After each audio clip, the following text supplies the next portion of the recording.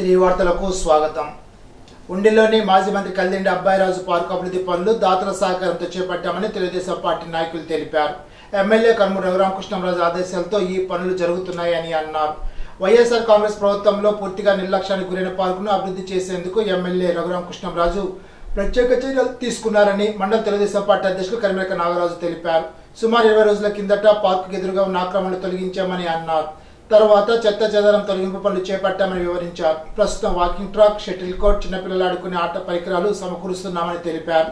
పనులంటికి దాదాపు 7-8 లక్షల రూపాయలు ఖర్చు అవుతాయని అంచనా వేశామని తెలిపారు. ఆగస్టు 15వ తేదీ నాటికి పార్కును అందుబాటులోకి తీసుకొచ్చేందుకు శరవేగంగా పనులు జరుగుతున్నాయని వివరించారు. పచ్చదనాన్ని ఇచ్చే మొక్కలను వేనున్నామని తెలిపారు. కార్యక్రమంలో తెలుగుదేశం పార్టీ నాయకులు మంత్రి సాయిలచ్చిరాజు, కరిమెరక శ్రీనివాస్, కాగిత బుజ్జి, వెంకట సత్యనారాయణ, కరిమెరక సత్యనారాయణ, నిచ్చల కోల వీర్రాజు తదితరులు పాల్గొన్నారు. కీర్తిశేషులు కల్దిండి అబ్బాయిరాజు గారి జన్మభూమి పార్కు మొన్న మన ఎమ్మెల్యే రఘురామరాజు గారు సందర్శించడం జరిగింది. అయితే ఇక్కడ చెట్లు చేమలు చాలా చిరాగ్గా ఏదో అడవిలాగా తయారైంది. ఈ 5 సంవత్సరాల్లో కూడా ఎప్పుడు కూడా దీన్ని మెయింటెనెన్స్ చేయకపోవడం వల్ల పార్క్ ఎవరు వచ్చి కూర్చుంటానికి కానీ ఏమైనా పిల్లలు ఆడుకుంటానికి కానీ అనువుగా లేకుండా చాలా ఇబ్బందిగా ఉంది. దాని కారణంగా ఎమ్మెల్యే గారు అప్పటికప్పుడు చూసి ఇదంతా పార్క్ బాగా చేయాలని చెప్పేసి ఆదేశించారు. అయితే నిధులేమీ లేకపోవడంతో గ్రామస్తులు తర్వాత ఎమ్మెల్యే గారి సహకారంతో ఈ పార్క్ని డెవలప్ చేయాలని చెప్పేసి ఆయన కోరారు. అలాగే ఆయన కోరిన వెంటనే కూడా దాతలు కూడా ఒక్కొక్క పని ఒక్కొక్కరు చేస్తామని చెప్పేసి ఎదురుకొచ్చారు.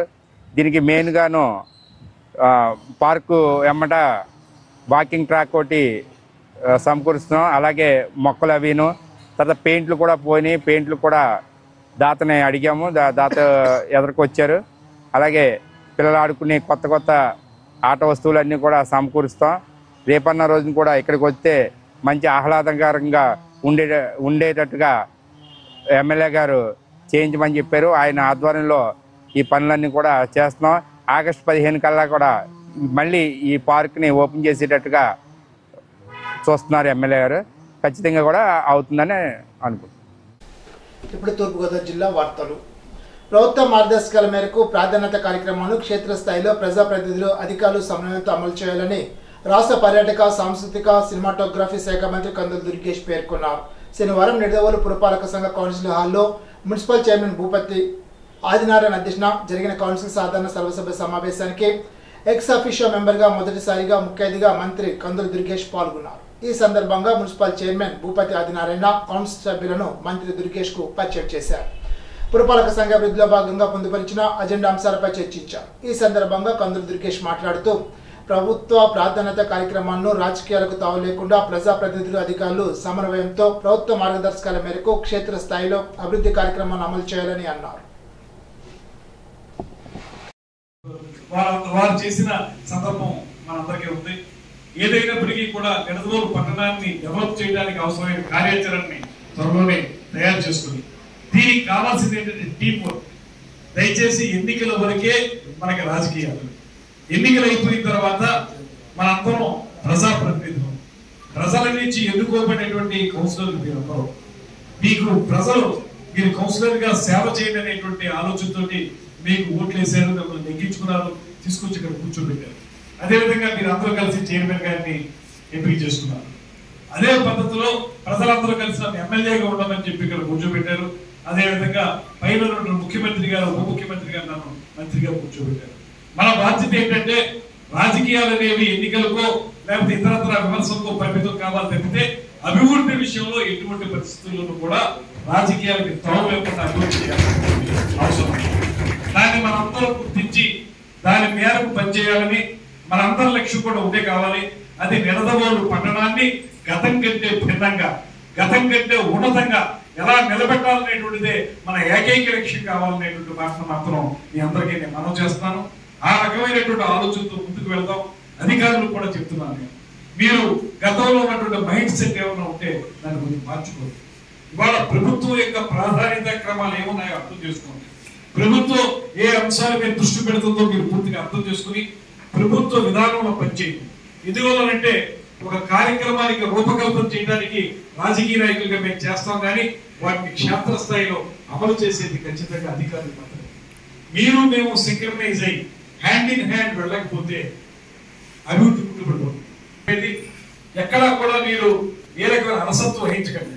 డిఈ గారు ఎప్పుడు కూడా మా వార్డులోకి రాలేదనేటువంటి మాట సీనియర్ కౌన్సిలర్ గారు చెప్తారు. అది తర్వాత మనం దాన్ని అవునో కాదు తర్వాత విషయం కానీ, అంటే నేను ఉదాహరణగా చెప్తున్నాను అన్నమాట. మీరు వెళ్ళేది లేదనే దాని మీద విమర్శించడం కాదు.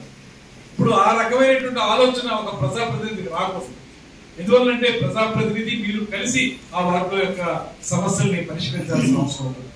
ఆ రకంగా మీరు ఎక్కడా కూడా ఏ రకంగానూ కూడా అలసత్వం మాత్రం నెగ్లిజెన్స్ లేకపోతే లెథర్జీ అంటాం మనం. బ్యూరోక్రాట్స్ లో ఉండేటువంటి లెథర్జీని మాత్రం దగ్గరికి రానే. ఒకటి అందరం కలిసి పనిచేద్దాం.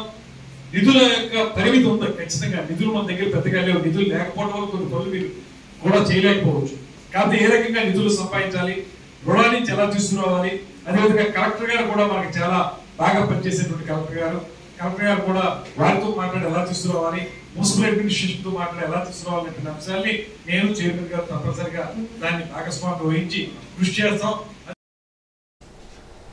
భారీ వర్షాలు వరదల కారణంగా పునరావాస కేంద్రం చందా సత్రంలో ఉన్న వారిని పరామర్శించి వారికి ధైర్యం చెప్పడం జరిగిందని సిటీ శాసనసభ్యులు ఆదిరెడ్డి వాసు అన్నారు. శనివారం ఎమ్మెల్యే ఆదిరెడ్డి వాసు శ్రీ ఉమా మార్కండేయ స్వామివారి ఆలయం దగ్గరలో ఉన్న చందా సత్రం పునరావాస కేంద్రంలోని గోదావరి వరద బాధితులతో పరామర్శించారు. ఈ సందర్భంగా ఆయన మాట్లాడుతూ రాష్ట్ర ముఖ్యమంత్రి ఆదేశాల ప్రకారం అక్కడ ఉన్నటువంటి ప్రతి ఒక్కరికి 3,000 చొప్పున ఇవ్వడం జరుగుతుందని అన్నారు.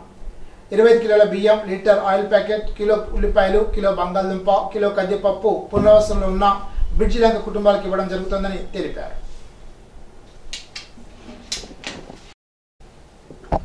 ప్రతి ఒక్కరూ తమ వంతు బాధ్యతగా పర్యావరణ పరిరక్షణ కృషి చేయాలని జిల్లా కలెక్టర్ పి ప్రశాంతి అన్నారు. శనివారం ఇన్నిస్పేట ప్రభుత్వ బాలికోన్నత పాఠశాలలో శిక్షణ సప్తాహ కార్యక్రమంలో భాగంగా పర్యావరణ పరిరక్షణ దినోత్సవంలో కలెక్టర్ పాల్గొన్నారు. ఈ సందర్భంగా కలెక్టర్ మాట్లాడుతూ పాఠశాల స్థాయి నుండే విద్యార్థులు పర్యావరణం పట్ల బాధ్యతతో మొక్కల పెంపకంపై ఆసక్తి కలిగి ఉండాలని అన్నారు.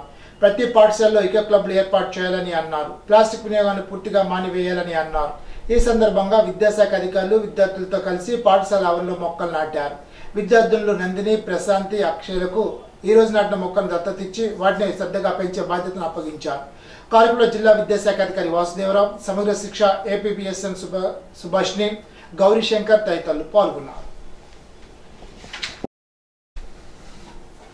ఆవా ఛానల్ నుంచి గోదావరి నదిలోకి పంపుతున్న నీరు రాజమండ్రి రూరల్ పరిధిలోని పలు ప్రాంతాల ముంపు గురి కావడంతో తక్షణ చర్యలు తీసుకోవాలని జిల్లా కలెక్టర్ పి ప్రశాంత్ ఆదేశించారు. శనివారం మున్సిపల్ కమిషనర్ కేతన్ గార్గ్తో కలిసి రూరల్ పరిధిలో పర్యటించారు.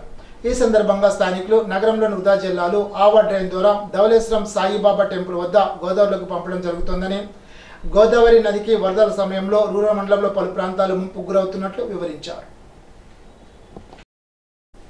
ప్రభుత్వం ప్రకటించిన మార్గదర్శకాలు అమలు చేసే బాధ్యత మనందరిపై ఉందని కలెక్టర్ పి ప్రశాంతి తెలిపారు. శనివారం కలెక్టర్ కార్యాలయ సమావేశ మందిరంలో రెవెన్యూ, రవాణా, మైన్స్, ట్రాన్స్పోర్ట్ అసోసియేషన్ ప్రతినిధితో కలెక్టర్ సమావేశాన్ని నిర్వహించారు. ఈ సందర్భంగా కలెక్టర్ పి ప్రశాంతి మాట్లాడుతూ ఇసుక రవాణా కోసం వినియోగించే వాహనాల యజమానులు ప్రజలకు అందుబాటులో ఉండే విధంగా ఛార్జీలు వసూలు చేయాలని, ఈ విషయంలో హేతుబద్ధత కలిగి ఉండాలని స్పష్టం చేశారు. ఇప్పటికే మీ సమస్యలు తెలుసుకుని ఆ మేరకు సరళీకృత విధానంలో జిల్లా యంత్రాంగం వ్యవహరిస్తున్నట్లు, ఆ మేరకు సహకారం అందించినట్లు తెలిపారు. ఇప్పుడు ఏలూరు జిల్లా వార్తలు.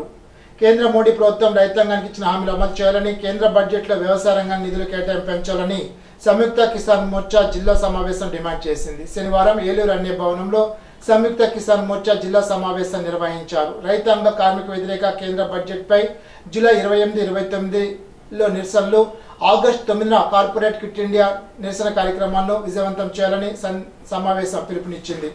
సమావేశంలో ఆంధ్రప్రదేశ్ రైతు సంఘ జిల్లా కార్యదర్శి కె శ్రీనివాస్, బీకేఎంయూ జిల్లా అధ్యక్షులు బండి వెంకటేశ్వరరావు, జిల్లా ఉపాధ్యక్షులు పెంటయ్య, కాంగ్రెస్ కిసాన్ సెల్ జిల్లా నాయకులు రాజాల రామ్మోహన్ రావు, కేఎస్ఎన్ మూర్తి, ఆంధ్రప్రదేశ్ కౌలు రైతుల సంఘ జిల్లా కో కన్వీనర్ వెజ్జి శ్రీరామచంద్రమూర్తి, రైతు సంఘ జిల్లా కమిటీ సభ్యులు నున్న వెంకట్రావు తదితరులు మాట్లాడారు. ఈనాటి బంగారు మాట. జీవితంలో కోట్లు సంపాదించిన కలగని ఆనందం ఒక మంచి మిత్రుడిని పొందినప్పుడు కలుగుతుంది. డాక్టర్ సర్వేపల్లి రాధాకృష్ణన్. ఈ వార్తలు ఇంతటితో సమాప్తం. తిరిగి బిజినెస్ లో కలుసుకుందాం. అంతవరకు సెలవు. నమస్కారం.